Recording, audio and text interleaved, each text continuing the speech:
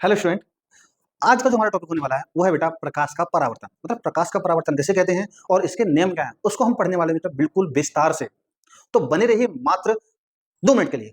उसमें मैं आपको पूरा समझाने वाला हूँ बिल्कुल डिटेल से, बिल्कुल बेहतरीन तरीके से। बस आपको 2 मिनट देने हैं और 2 मिनट में मैं आपको 2 नंबर देके जाऊंगा। कितने नंबर? 2 नंबर। कैसे समझ लीजिए। सबसे पहले हम बात करेंगे प्रकाश का परावर्तन। देखो सिंपली भाषा में बता दे रहा हूँ क्या होता है। जैसे मान लीजिए मेरे पास ये स्लाइड है, ठीक है, ये दिख रहा होगा ना, लेकिन ये ऐसी नहीं होगी, ये पीछे से पॉलिश होगी बेटा। जब ये पॉलिश होगी तो ये बताओ यहाँ से कोई प्रकाश किरण आएगी, मतलब यहाँ से मैं टॉर्च मारूंगा इस पर, टॉर्च मारने के बाद इस पर बिंदु टकराएगी, टकराने के बाद बेटा ये पार नहीं निकलेगी, पार नहीं निकलेगी इसका मतलब ये लौट के ऐसे करके जाएगी। कोई प्रकाश किरण ऐसे करके आई, टकराई, टकरा के बेटा ऐसे चली जाती है। इसी को हम बोलते हैं प्रकाश का परावर्तन। मतलब प्रकाश का परावर्तन क्या होता है? कोई प्रकाश किरण टकरा के वापस आ जाती है, उसको हम प्रकाश का परावर्तन कहते हैं। ठीक है, यहाँ तक समझ में आ रही है ना? टकरा के वापस आई परावर्तन, टकरा के बाहर निकल गई अपवर्तन। डन। अब पढ़ते हैं बिल्कुल सिलेबस के हिसाब से, जैसे आपको लिखना है किस टाइप से ये समझ लीजिए।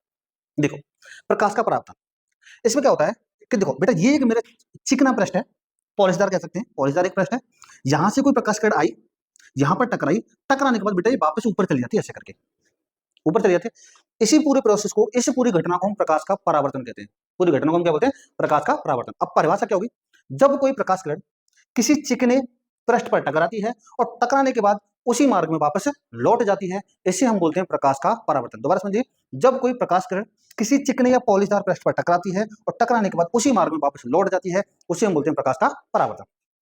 जो किरण आती है उसे हम बोलते हैं बेटा आपतित किरण, जो किरण जाती है उसे हम बोलते हैं परावर्तित किरण, और जो बीच में एक लाइन जो होती है जो 90 के कोण पर होती है उसे हम बोलते हैं बेटा अभिलंब। ठीक है, अब यहां से एक चीज समझ लीजिए, जैसे ये मेरा अभिलंब है, ये मेरी आपतित किरण है। कौन सी है? आपतित किरण। अभिलंब और आपतित किरण के बीच में जो कोण होता है उसे हम बोलते हैं बेटा कोण आई। क्या बोलते हैं? कोण आई। और कोण आई को हम क्या बोलते हैं बेटा? आपतन कोण।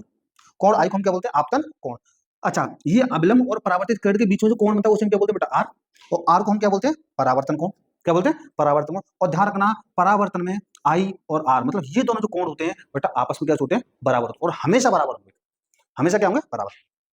क्योंकि प्रकाश का ऐसे आई है तो ये ऐसे, अगर मान लीजिए प्रकाश का नीचे ऐसे करके होती तो ये ऐसे करके जाती। यहां तक समझ में आ रहा है? अब समझ लीजिए परिभाषा। परिभाषा क्या है? जब प्रकाश की किरण किसी चिकनी सतह पर आपतित होकर उसी माध्यम में वापस लौट जाती है, इस घटना को प्रकाश का परावर्तन कहते हैं। जब कोई प्रकाश किरण किसी चिकनी सतह पर आपतित होती है या टकराती है और टकराने के बाद उसी माध्यम में वापस लौट जाती है, इसे बोलते हैं बेटा प्रकाश का परावर्तन। ठीक है, अब इसके नियम की बात कर लेते हैं। ये रहे बेटा नियम, प्रकाश के परावर्तन के नियम। इसके बेटा 2 नियम है। कौन कौन सा? पहला क्या है? आपतित किरण, परावर्तित किरण और अवलंब। देखो आपतित किरण, परावर्तित किरण और अवलंब तीनों एक ही तल में होती है। ये हो गया पहला नियम।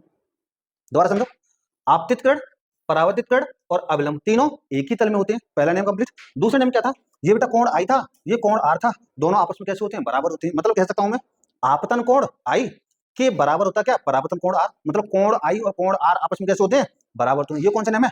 दूसरा नियम। तो वीडियो अच्छा लगा तो वीडियो को लाइक कर दीजिए, चैनल को सब्सक्राइब कर दीजिए। मिलते हैं फिर